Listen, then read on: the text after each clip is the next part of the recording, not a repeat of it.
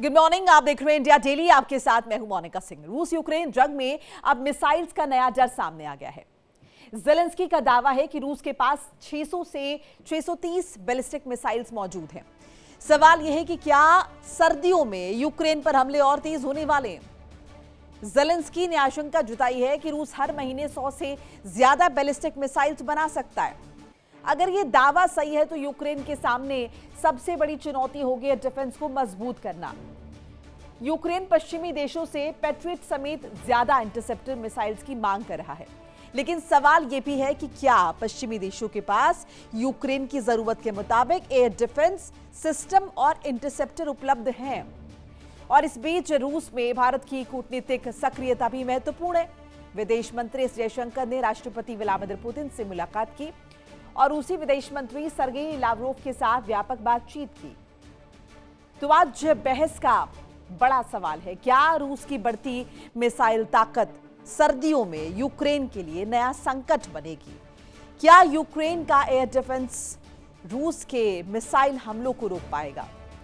और युद्ध के बीच भारत की रूस के साथ कूटनीति कितनी महत्वपूर्ण है, इस पर डिटेल में हम बात करेंगे। रूस की मिसाइल ताकत से यूक्रेन में टेंशन बढ़ गई है। रूस की मिसाइल ताकत से यूक्रेन में टेंशन बढ़ गई है। सर्दियों में यूक्रेन पर बढ़ सकता है रूसी मिसाइल अटैक। अब देखिए, रूस हर महीने बना सकता है 100 से ज्यादा बैलिस्टिक मिसाइल्स। ज़ेलेंस्की ने पश्चिम से मांगा है पैट्रियट और एयर डिफेंस। ज़ेलेंस्की का दावा है कि रूस के पास 630 बैलिस्टिक मिसाइल्स हैं। ये बड़ा दावा जो है किया जा रहा है ज़ेलेंस्की की तरफ से, यूक्रेन की तरफ से, और ऐसे में पश्चिम देशों से मदद की मांग की है। पैट्रियट और एयर डिफेंस सिस्टम मांगा है। कहा है कि रूस के पास 630 बैलिस्टिक मिसाइल्स है। ऐसे में आने वाले वक्त में रूस की तरफ से अग्रेशन जो है वो बढ़ सकता है यूक्रेन पर, और अगर ऐसा होगा तो जाहिर है यूक्रेन को इसके लिए, डिफेंस के लिए मदद की दरकार है।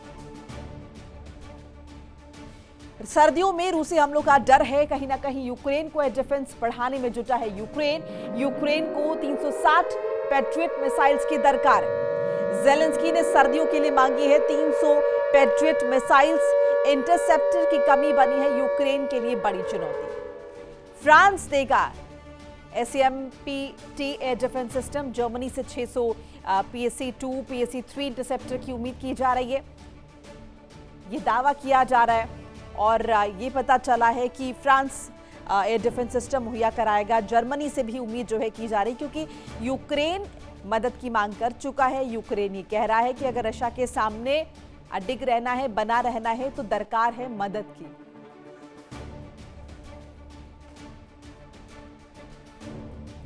और इसी पर ज्यादा इंफॉर्मेशन के लिए मेरे साथ खास मेहमान जुड़ रहे हैं। मैं तारुफ करा देती हूँ। मनोज कुमार, भूर राजनीतिक विशेषज्ञ हमारे साथ हैं, और group captain UK Devnath, retired रक्षा विशेषज्ञ। आप दोनों का बहुत बहुत स्वागत है। देवनाथ जी, आपसे शुरुआत करते हैं। एयर डिफेंस बढ़ाने में जुटा है यूक्रेन, और जिस तरह की आशंका यूक्रेन जता रहा है कि आने वाले वक्त में, स्पेसिफिकली विंटर्स में, सर्दियों में यूक्रेन के लिए बड़ी चुनौती बन सकता है रशिया, इसे किस तरीके से देख रहे हैं? और ये दावा अभी मौजूदा वक्त में क्या जता रहा है?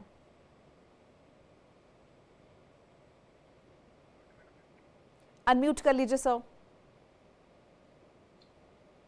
जी हाँ, हो ये रहा है कि फिलहाल रूस और यूक्रेन दोनों ही पक्ष एक दूसरे के ऊपर बहुत बड़ा जमीनी हमला करने से कतरा रहे हैं। उभय पक्ष में हजारों लाखों सैनिक जो हैं उनकी कैजुअलिटीज हुई है।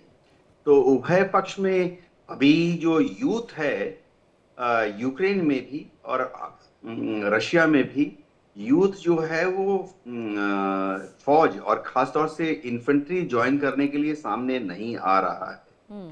तो इस मजबूरी के चलते उभय पक्ष एक दूसरे के ऊपर जो हमले कर रहा है वो ज्यादातर ड्रोन, UAV या क्रूज मिसाइल के हमले हो रहे हैं। तो ड्रोन और UAV और क्रूज मिसाइल से जब हमला किया जाता है तो बचने के लिए एयर डिफेंस सिस्टम्स चाहिए। रूस ने हजारों ऐसे हमले किए हैं यूक्रेन के ऊपर, और बदले में यूक्रेन की एयर डिफेंस सिस्टम्स को हजारों एयर डिफेंस मिसाइल्स की इंटरसेप्टर्स मिसाइल फायर करने की जरूरत पड़ी है। Patriot air defence missile systems की शॉर्टेज ना सिर्फ यूक्रेन में है, अमेरिका में भी हो गई है। अमेरिका अपने यहाँ जो स्ट्रेटेजिक रिजर्व मेंटेन करता था, वो भी प्राय प्राय खत्म हो गया है। अभी अमेरिका के पास जो पेट्रियट एयर डिफेंस सिस्टम्स हैं, उनकी प्रायोरिटी एलोकेशन में है कि वो गल्फ देशों को भेजी जा रही है, क्योंकि गल्फ देश जो हैं बार बार गुहार लगा रहे हैं कि ईरान कभी भी उनके ऊपर फिर से हमला कर सकता है और गल्फ देशों के पेट्रोकेमिकल प्लांट्स पर हमला कर सकता है। तो जो भी पेट्रियट एयर डिफेंस सिस्टम की मिसाइलें फैक्ट्री से निकलती हैं, वो तुरंत गल्फ देशों की तरफ भेज दी जाती है, ना कि यूक्रेन की तरफ। हाँ। जी, तो देवनाथ जी, इसके क्या मायने निकाले? क्या यूक्रेन जो मदद मांग रहा है वो मदद नहीं दे पा रहे पश्चिम देशों से, या अमेरिका अब नहीं दे पाएगा? और अगर ऐसा होगा तो फिर तो चुनौती बढ़ेगी। जी हाँ मोनिका, देखिए, यूक्रेन अगर मांगता है 500 इंटरसेप्टर मिसाइल्स, अमेरिका से उसको मिलती है 100। बाकी इंटरसेप्टर मिसाइल्स यूक्रेन कुछ ले लेता है इंग्लैंड से, कुछ फ्रांस से, कुछ जर्मनी से। ये तीनों कंट्री ही एयर डिफेंस सिस्टम में पेट्रियट एयर डिफेंस सिस्टम का भी इस्तेमाल करते हैं।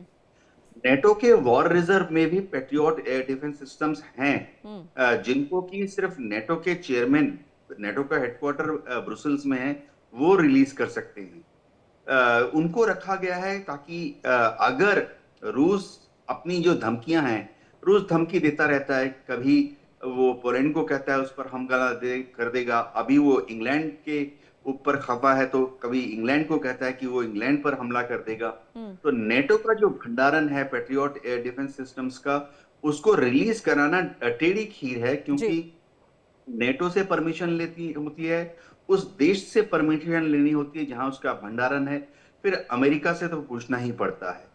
तो यूक्रेन के पास एयर डिफेंस सिस्टम्स की मिसाइलों की बहुत क्रिटिकल शॉर्टेज हो रही है। जी, ठीक है। इस बीच देखिए, खबर बता रहे हैं रूस ने यूक्रेन पर किया है ताबड़तोड़ हमला। डोनेस्क और खार्किव में जबरदस्त अटैक हुआ है। FAB 500 और 1500 से अटैक। रूसी रक्षा मंत्रालय ने हमले का वीडियो भी जारी किया है। तो रूस ने यूक्रेन पर ताबड़तोड़ हमला किया। मेरे साथ डॉक्टर सिंह भी जुड़ चुके हैं, आपका भी बहुत बहुत स्वागत है। डॉक्टर सिंह, ये जो आशंका जताई जा रही है यूक्रेन की तरफ से, स्पेसिफिकली सर्दियों को मेंशन किया है कि जो सर्दियां आने वाली हैं उसमें स्थिति बहुत खराब हो जाएगी यूक्रेन की। अब क्या लग रहा है, वो जो डिमांड कर रहा है वेस्टर्न कंट्रीज से, उस डिमांड को फुलफिल करेंगे या फिर यूक्रेन को सोचना पड़ेगा? और अगर यूक्रेन सोचेगा तो शायद वो जो पॉइंट है जिसकी हम प्रतीक्षा कर रहे हैं कि शायद वो पॉइंट आए बीच में और फिर वो बातचीत का रास्ता निकले, क्योंकि जब तक एक दूसरे पर अटैक करते रहेंगे तो बातचीत कहाँ हो रही है? बिल्कुल आपने सही कहा। देखिए मोनिका जी, अब तो खुल के ब्रिटेन, खास करके जर्मनी और फ्रांस, ये तो खुल के यूक्रेन के साथ आ गए हैं। अमेरिका पहले से ऑलरेडी उसको मदद तो कर ही रहा है, लेकिन सबके अपने अपने लिमिटेशंस हैं। अभी ब्रिटेन ने अनाउंस किया है कि वो जो डिफेंस एक मिसाइल बनाने के, जो खास करके 2 मिसाइल जो इनके हैं, उसका ब्लूप्रिंट देने वाला है यूक्रेन को। तो एक तरफ फ्रांस ने ऑलरेडी हैंड ओवर कर दिया है, ब्रिटेन भी देने वाला है, उधर जर्मनी से सपोर्ट इसको मिल रहा है, अमेरिका भी इसको सपोर्ट कर ही रहा है। लेकिन नेटो देशों की भी अपनी लिमिटेशंस हैं, उनकी क्षमता भी लिमिट है। और खास करके ऐसे समय जब अमेरिका ईरान युद्ध में फंसा हुआ है, तो यूक्रेन को पूरी तरह से सपोर्ट करने में शायद वो उस हिसाब से नहीं कर पा रहा है, वो ऑब्वियस है। तभी तो यूक्रेन की देखिए 4.5 साल से इतने कोशिशों के बावजूद, सपोर्ट के बावजूद, रूस की जो क्षमता है और इतनी बड़ी विश्व शक्ति है, उसको कंट्रोल करना यूक्रेन के लिए या फॉर दैट मैटर पश्चिमी देशों के लिए, नेटो देशों के लिए इतना आसान नहीं है। तो मुझे लगता है ये अभी युद्ध थमने के कुछ आसार नहीं दिख रहे हैं।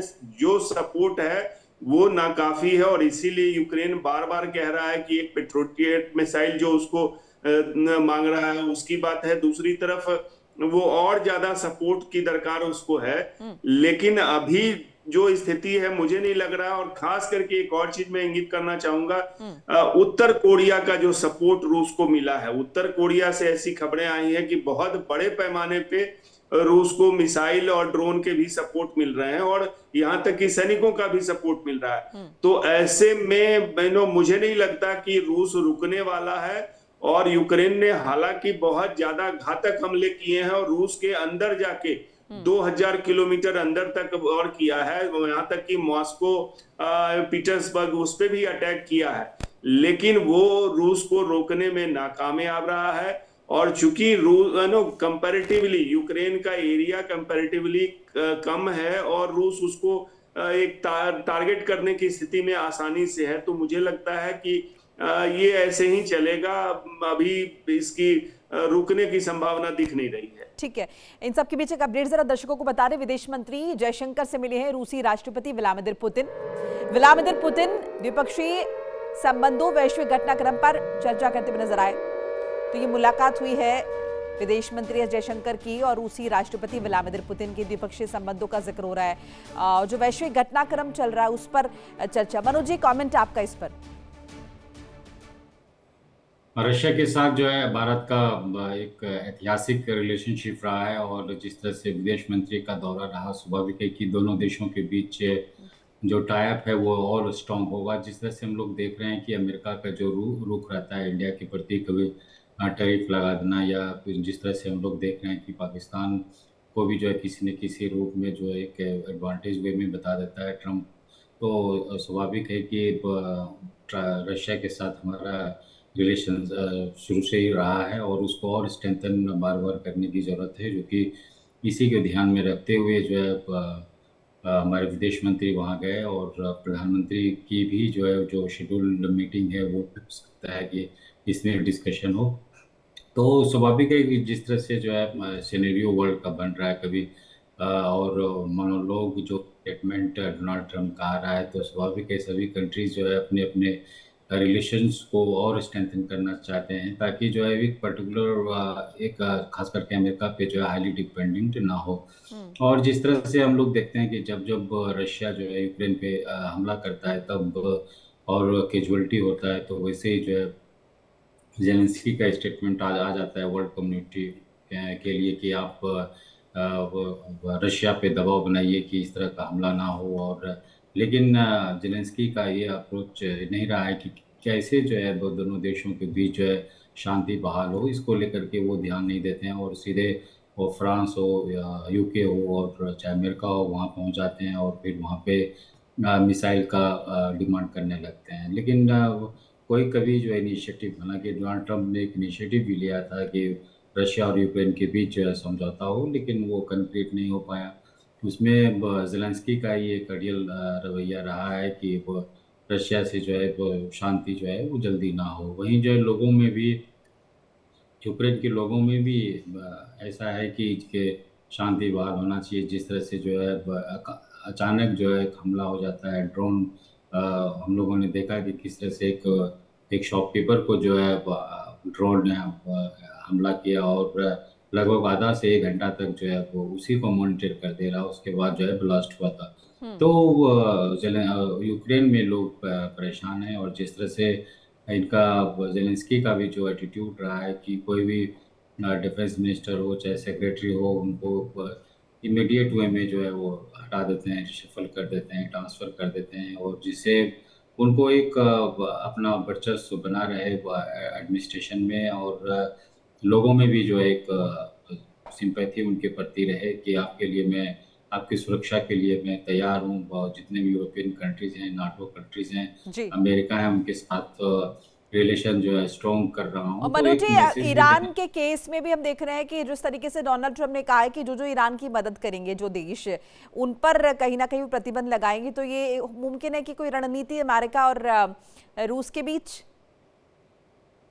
ऐसा लग रहा है कि जिस तरह से शुरू से ही हम लोगों ने देखा है कि जैसे यूक्रेन और रशिया के बीच जो युद्ध चल रहा था, इसमें भी जो अमेरिका का यही मानना था कि रशिया के साथ जो है ट्रेड नहीं किया जाए या जो भी रशिया से ऑयल खरीदेगा उस पर सैंक्शन लगाएंगे, और लगाया भी। और जिस तरह से रिसेंट डेज में भी हम लोग देख रहे हैं कि ईरान पे भी इसी तरह का जो है वो इम्पोज किया जा रहा है। हालांकि बैक चैनल से जो एक बातचीत भी हो रही है और ऐसा लग रहा है कि ये भी जो है डोनाल्ड ट्रंप का जो डिसीजन है इसको भी जो है आने वाले समय में विड्रॉ करना पड़ेगा, क्योंकि कोई भी कंट्री जो है इस तरह का इम्पोजिशन जिस तरह से अमेरिका किया जा रहा है वो एक्सेप्ट नहीं करेगा। क्योंकि हम लोग देख ही रहे हैं कि जिस तरह से अमेरिका और ईरान के बीच जो युद्ध चल रहा है, इसके कारण जो है वर्ल्ड का इकोनॉमी बहुत डिक्लाइन हो रहा है। और सभी उसके बाद कंट्रीज इस जो है तरह की इसी नीति अगर डोनाल्ड ट्रंप बनाएंगे तो इससे और ज्यादा इंपैक्ट होगा। मैं आपके पास लौट रही हूं सर।